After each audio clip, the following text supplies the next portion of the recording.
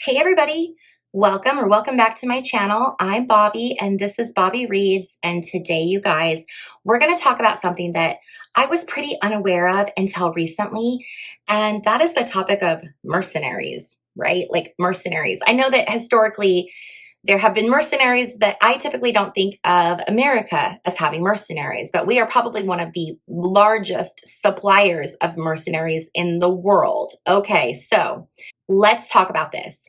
Mercenary work in the United States has become a booming business. It's billions and billions of dollars. Now, these companies that are essentially mercenary companies, they're not going to advertise themselves as, hey, we have mercenaries. But what they do is they position themselves as security companies. So, do you need security, overseas security? And they'll also talk about security where there have areas where things were being rebuilt. So, for instance, we heard a lot during Afghanistan and Iraq. We heard about contractors going in there and doing, different things. And I always kind of assumed, or when I heard the word contractor, I thought of people rebuilding. So I was thinking of, construction workers and engineers and people that were helping to rebuild the, wherever they were. And while that is true, and there are contractors who do that, the majority of the contractors are not actually those kind of contractors. They are mercenaries. So today I want to talk about this book. I want to talk about Blackwater, and I want to talk about Blackwater's owner, Erik Prince. Now, one thing I want to say is that Blackwater is considered like no more. There were lawsuits and things changed. So when I refer to Blackwater, this company itself, this agency, is no longer. But don't let that fool you, because Erik Prince has basically just taken what he's had and he's packaged it differently and put different names on it. So even though it's not called Blackwater anymore, it's still there. Okay, so don't let that little fake news fool you. So let's talk about Erik Prince, okay? And I'm going to explain why this is so important, like why we're talking about this. I'm going to circle back around and tie this into today, to what's going on right now in the United States, because I feel like it's really important, and I say this all the time, for us to understand our history so that we know where we're going. And this is really, really important history because Erik Prince is popping back up now a lot in this Trump administration. And it's important for us to be educated and to understand who this person is and what he represents. Okay, so let's talk about Erik Prince, the founder of Blackwater. So Erik Prince was born June 6th, 1969. And it's interesting, he's born on 6/6, which I was like, that's interesting. He was born in Holland, Michigan.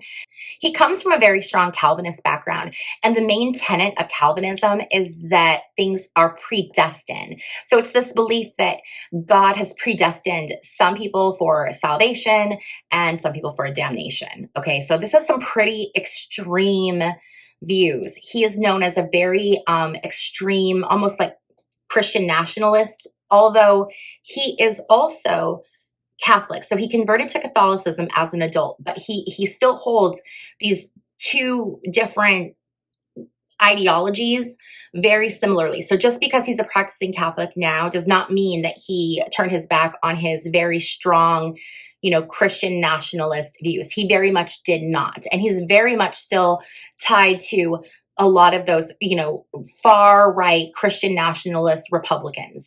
Erik Prince went to college. He was actually accepted into the Navy college and decided to drop out. And then he ended up going to a local college. Eventually, he graduated, joined the Navy, and became a Navy SEAL. While Erik was busy going to college and becoming a Navy SEAL and all that other stuff, his father, Edgar, was building up the family business. And he had built up this manufacturing business. They were incredibly successful, incredibly wealthy. One of sort of the founding families of Holland, Michigan. And something really interesting about Erik Prince that a lot of people might not know is that his sister is actually Betsy DeVos, which Betsy DeVos was during Trump's first administration. She was who he selected for the Secretary of the Department of Education. So you guys know about Betsy. So it's a very interesting family, this Prince family. While Erik Prince was in the Navy, he had someone, I believe it was one of his former instructors, was talking about this idea of What if you had contracted security? People that had been former military Rangers, Navy SEALs, people that were tactical, people that were specialized in the military. What if they could be hired after they leave the military, after they fulfill their duty in their service? They hire them to continue to do that work, but to do it for a private company. And during the war on Iraq, we saw the US was trying to give this illusion of not putting a lot of our troops in danger, and they were trying to keep the troop count down. But what a lot of people don't realize is that at the height of Iraq, there were just as many contractors there as there were soldiers. So if we were told, oh, there's 30,000 troops on the ground, it was really closer to 60,000, if not more, counting all of the private contractors. But a lot of that stuff wasn't told to us. Also important to note is that when contractors die in those areas, they don't add those deaths to the toll of when we lose soldiers.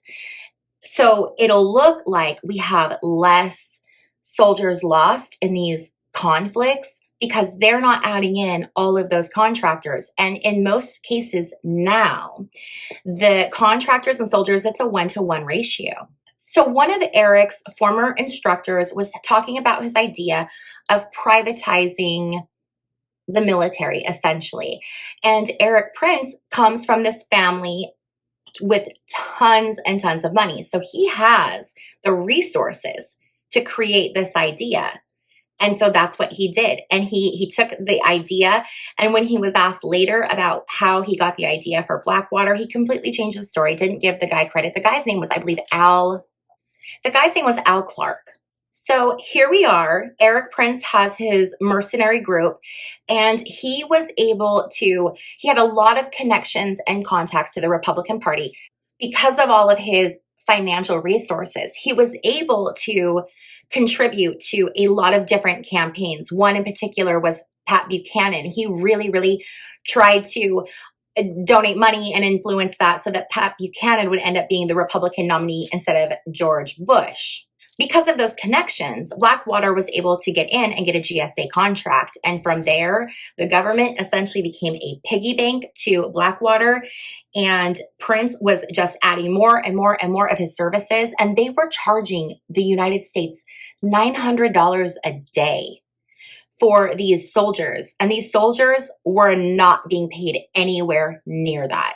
So as Blackwater continued to grow and continued to gain more and more government contracts, they became more and more powerful, essentially.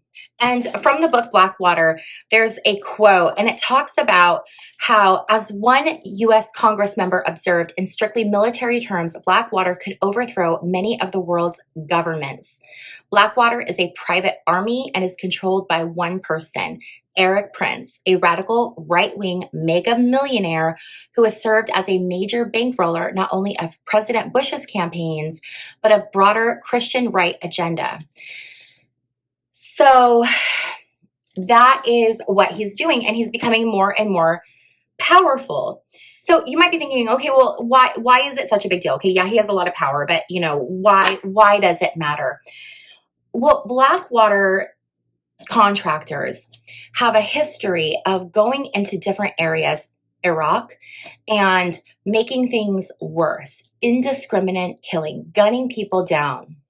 According to a report that was put out by Blackwater itself, from 2005 until 2008, Blackwater operatives in Iraq opened fire on at least 195 occasions, and more than 80% of the time, they fired first. People in other countries, when they would see these Blackwater individuals, they weren't looking at them as, oh, these people are coming in to make us safer and to help with the reconstruction of our country.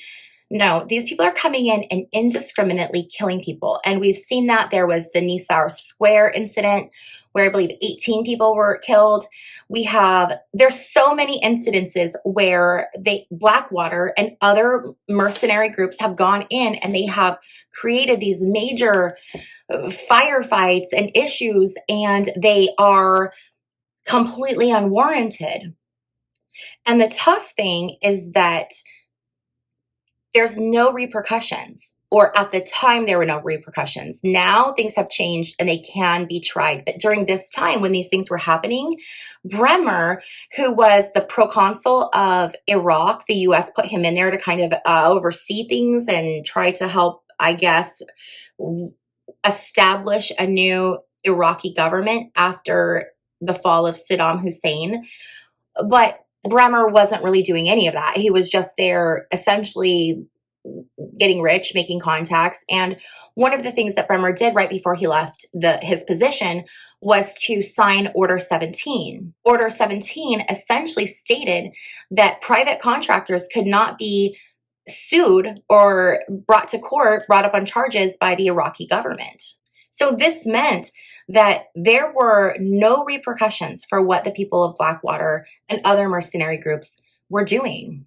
Another thing that this book does is it goes into detail about the situation that happened in Fallujah, where the 4 contractors were ambushed, killed, their bodies were mutilated and destroyed, and 2 of them were hung from a bridge as a warning or as a symbol of the Americans not being wanted in Iraq. And actually, Iraq ended up saying no more. They threw Blackwater out. They wanted nothing to do with this agency. Another thing that a lot of people don't know about is that Blackwater also showed up on the ground right after Hurricane Katrina. They claim they were the first ones on the ground. They were not, but they were there very soon. Their headquarters are in North Carolina. So they were able to get to New Orleans really quickly after Hurricane Katrina.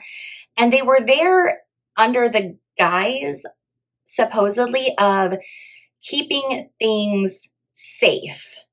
But what they were really doing was riding around the streets of New Orleans with machine guns to scare people to keep them in line. So while they were in New Orleans, this talks about the Blackwater men congregated on the corner of St. Peter and Bourbon in front of a bar called 711. From the balcony above the bar, several Blackwater troops cleared out what had apparently been someone's apartment. They threw mattresses, clothes, shoes, and other household items from the balcony to the street below. They draped an American flag from the balcony's railing. More than a dozen troops from 82nd Airborne Division stood in formation on the street watching the action. So they're watching these guys from Blackwater post up in this apartment, throwing the people's items on the ground and having just absolutely no regard for what was going on. Something really disgusting is that by 2006, the company had raked in $73 million from the government for what it did in New Orleans in response to Hurricane Katrina. So it really didn't do much, and they were getting $243,000 a day that came from taxpayer money. Something else that was really disturbing that they talk about is why Blackwater was brought in. And this, I want to read you guys this. It says, to the critics of the government's handling of the hurricane, the message was clear. That's what happens when the victims are Black folks vilified before and after the storm. Instead of aid, they get contained, said Chris Crom, executive director of the Institute for Southern Studies and an editor of Gulf Coast Reconstruction Watch. Crom alleged that while seemingly endless amounts of money were doled out to scandal-ridden contractors, vital projects had gotten zero or little money in New Orleans in the same period, including job creation, hospital and school reconstruction, affordable housing, and wetlands restoration. Even in this context, DHS continued to defend the Blackwater contract. In a March 1st, 2006 memo to FEMA, Matt Jadaki, the DHS Special Inspector General for Gulf Coast Hurricane Recovery, wrote that the Federal Protective Service considered Blackwater the best value to the government. So the government was spending billions of dollars having security and not spending that money restoring the area that had just been devastated by this hurricane. Okay, so why am I telling you about all this stuff and the stuff that's happened in the past? Well, the reason I'm telling you is because Erik Prince is currently working with the Trump administration, and he's also been going to different countries to speak with the leaders to create these partnerships, essentially to round up the immigrants that we have right now, as Trump likes to call them, the illegal immigrants or the undocumented people, or even now people that are here legally that they're just rounding up and sending out. Erik Prince has been meeting with different countries, working on where can we export these people. And then he's also offered up his services to the Trump administration to use his own private army to go across the country and find people and deport them. And this group, even though it's no longer called Blackwater, they are known for going into places with weapons, firing indiscriminately, killing people indiscriminately, having no regard at all for human rights. They have just insane amounts of human rights violations, this company. And this right now is what our government is considering doing. They are considering bringing in Erik Prince to man this whole operation. I don't know about you guys, but I am very, very uncomfortable with a private army coming in and removing people in the US. I am not comfortable with it. I want to read to you a little bit from an article that was published by The Hill on February 26th. And it talks about Blackwater founder Erik Prince said that while his mass immigration proposal seeking to remove 12 million immigrants lacking permanent legal status before the US from the US before the 2026 midterms is circulating among President Trump's advisors, the administration has given no indication that it will implement the plan, but they have the plan, okay? And if there is someone who's offering up essentially an army to do Trump's bidding, do you think he's going to turn it down? This goes on to say that Prince's 26-page plan, co-authored by former Blackwater COO Bill Matthews, would require $25 billion in funding and employ 10,000 civilians to manage processing camps on U.S. Army bases until private aircraft are used to remove around 500,000 immigrants living in the country without legal permission per month, according to a copy obtained by Politico. 500,000 people a month. They are going to run out of people to deport. This administration started off by saying that they were only deporting violent criminals. Well, they have run out of, or they are going to run out of violent criminals. And so what's left? In order to keep up these numbers that Trump is demanding, they are going to have to start, and they already have, taking people who are here legally.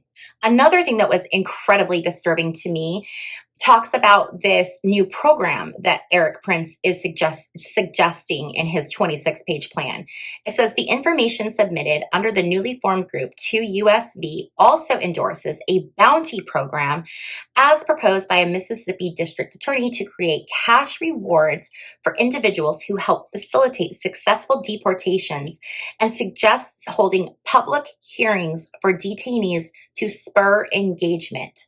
So they want to start paying people to rat out their neighbors. Right now, the administration is deporting people that they shouldn't be deporting. They're just grabbing people based on, tattoos and things like that. And we're hearing that there are many people that have been deported that really should not have been. Well, if someone's offering people money, do you think people aren't going to turn on their neighbors or lie about their neighbors?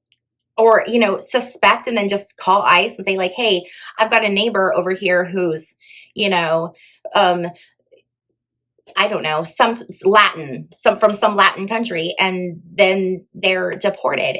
To me, it's crazy. My brain just really can't wrap around this. And what's frightening is that common sense, tells us that there is a very good possibility that this could be enacted. And then if that's the case, what does that mean?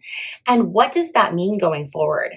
It just leaves me with so many more questions than answers. So I would really recommend, if you are interested, pick up this book. I didn't even cover a fraction of what is in this book in this video because it would have just taken way too long. But it is really concerning and really disturbing. And when you see how meshed or embedded Blackwater is with the Republican Party, it's very disturbing. It's very, very disturbing. They are very much like connected. One of the big things that Dick Cheney wanted to do is he wanted to privatize military. And that was a big thing that him and Bush did during the Bush administration. And now we're seeing, Cheney and Rumsfeld's like dreams of a privatized military coming to fruition through these organizations like Blackwater, or there's many others. Halliburton is another one. They have one that's called a KBR, and that's their mercenary group. So I would love to know, what do you guys think? What are your thoughts on this? Is this something that you're comfortable with? Is this something that you think is fine, or are you concerned? I would really like to know all of your different opinions. Please remember to be kind in the comment section down below. We can all definitely voice our opinions, but do it in a kind way. I want to thank you guys so much for hanging out with me. If you like this video, please don't forget to give it a thumbs up on your way out. And finally, if you have not yet subscribed, please consider subscribing. It's a free way to help out my channel, and it helps out a ton. Thank you so much for hanging out with me, and I will see you in my next video. Bye.